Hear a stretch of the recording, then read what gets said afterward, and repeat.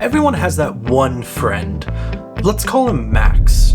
Max goes out and he buys a brand new camera because he wants to be a photographer. He wants to go out and take all these amazing photos. He tells everyone that he's going to take landscape photos, portrait photos. He starts making business cards because he knows he's just going to be an amazing photographer. And then about a month later, he just kind of stops. And then you ask him, why? And he just says, it wasn't for me. See, if you're new to photography, you might be telling yourself right now, I'm not going to be like Max. And I hope you're right. But just in case, I've compiled a couple of traps that you can avoid so you don't become like Max.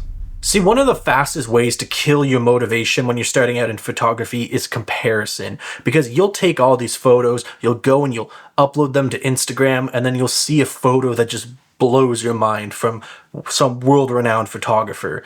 And you just think to yourself, well, my photos will never be that good. And that's trap number one. You don't want to compare yourself to all these amazing photographers. That's what Max did. Max looked on Instagram and he saw all these amazing photos and he just kind of like lost faith in himself. But that won't be you, because you'll only compare your photography to your older photography and see where you've improved. See, one thing I did when I was starting out is I recreated shots. So I would find an amazing shot by an amazing photographer that I really liked, and I would do everything I possibly could to copy that exact shot, the composition, the framing, and even the subject, or find something similar. Because it's not really like, yeah, it's copying. I'm not going to post it to Instagram, but it's letting me learn. It's letting me see what that photographer saw. If I copy everything, I learn the process in the meantime. I'm not posting that photo because it's an exact copy, but it's more like when an artist is learning how to draw, they'll put tracing paper over an illustration and they'll just trace it so that they can learn exactly what brush strokes were used or what shading was used. It's just a good way to learn. Now, the next trap that Max fell into is he went out and he bought an amazing camera, like a really high-end camera with nice lenses. And I guess he just thought that'll make him a good photographer. He didn't care about all the technical aspects. He just wanted the most expensive camera he could possibly buy because that'll give him the best results. At least he thought. But you see, the thing is, you can buy a race car that breaks all the speed records, but if you don't know how to drive, what good is it? So these photographers like Max, they'll upgrade, and then they'll upgrade, and then they'll buy this, and then they'll buy that, but nothing changes, like at all, because they're not learning, they're just buying. This isn't microtransactions in a video game where you pay to win. You actually got to put the time and effort into it. Instead of upgrading gear, upgrade on experience. Try learning everything you can about your camera. Exhaust all of the features in your camera. Learn everything you can. Learn manual mode, aperture priority, learn compositions, and switch up. Try and learn street photography, then landscape photography, then portrait, then pet, then product. Just kind of go through everything you can. Spend longer than you think you should on one subject, on one location, and try to get the best photo you possibly can. And the nice thing about trying out all these different styles and different sort of photo techniques is that you might learn that you don't like landscape photography, but you love product photography.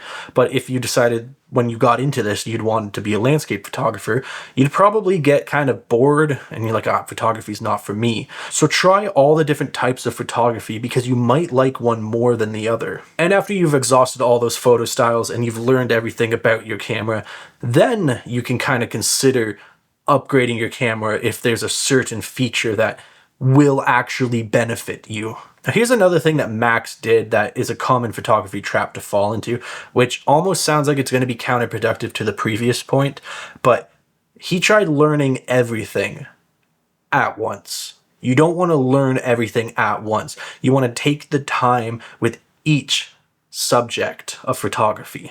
You want to learn everything you can about manual mode, and then priority, and then maybe composition, light. Just take your time. Make it seem like it's broken down into levels. You have to learn everything you can about this, then you progress up to the next one, and then the next one. If you try and learn everything all at once, you're going to get overwhelmed and burnt out. It's going to sound like all these photography terms just hitting you left, right, and center, and it's just going to be overwhelming. That's what Max did. He tried learning everything he could all at once, and he got burned out. It's like a video game. When you get dropped into the tutorial screen, they don't tell you learn how to jump, move, and fight all at the same time. They break it down. They let you move, learn your movement. They let you learn how to pick stuff up, check your inventory. Then you go on to maybe learning how to fight. Then you go on to learn how to craft. Imagine if you had to learn how to fight an enemy while crafting, while learning how to move, while accessing your tutorial or your inventory. It's just a mess. Like, that's too much. And I know some video games do that, but that is a video game that I don't like to play. I don't like getting just bombarded with all that crap all at once. Just focus on learning one thing at a time. When you feel like you've mastered that, then move on. Now, another thing Max did is he just thought he would get instant results. Maybe it was from his camera, his super expensive camera. He just thought he was going to get amazing results. He did try for a couple of weeks, to improve, but then he just got burnt out, overwhelmed, and stopped doing it. That's the next thing, is photography is a long road. There's a lot to learn. There's a lot to master and grow with. It's not something that you can just see instant results with, because you could put a lot of time and effort into it and you can feel like you're going nowhere, like you're stagnant, just stuck there, like you're in mud. But you will eventually get unstuck and you'll start to see little results, little improvements, and eventually that compounds a little bit here, a little bit here, a little bit here, and it's just an upward trend until your photography starts looking really good. And that's where comparing it to your old stuff starts to become more important. I used to do this a lot. I would take a photo, put it on my Instagram. I'd have my latest feed and like 5 or 6 photos from a month ago, and then I'd scroll all the way down to my old photos from like 4 years ago, and yeah, they're just terrible. Like, terrible.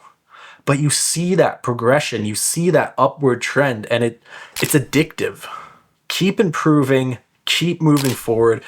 If you're like Max, you'll just be back there stuck in the mud, not moving at all. That learning gap is not failure at all. It's just part of the process. And one thing to remember is every photographer that you look up to was in that exact same boat. Like, some of the best photographers in the world were at one point laying in their backyard taking pictures of blades of grass. It's just it's common. We all go through the same thing. I even have this photo, which is actually my version of blades of grass. It's some moss I found in my driveway, and I took a photo of it with my first camera, which I think was a Nikon D2000, 2100, something like that. Most people, like Max, don't quit photography in some dramatic way. They just slowly stop taking their camera with them, just little bit by bit, less and less time, and eventually it just ends up in the closet or on eBay or Kijiji, Facebook Marketplace, and then it's off to the next Max or off to the next you. And in the end, photography isn't about being the best. It's very subjective. So just take photos of what you like, improve slowly, bit by bit, and that's all you really need to care about. If you're discouraged now with your photography, you're not behind. You're exactly where you need to be. Like I said, it's an upward trend. I hope you guys enjoyed this video. If you did, subscribe. I'd love to see you back here hanging out in another video. And watch this. YouTube says that you're going to love this video. I don't know what it is, but you should click it. All right, that's it. You guys have a good one. Peace.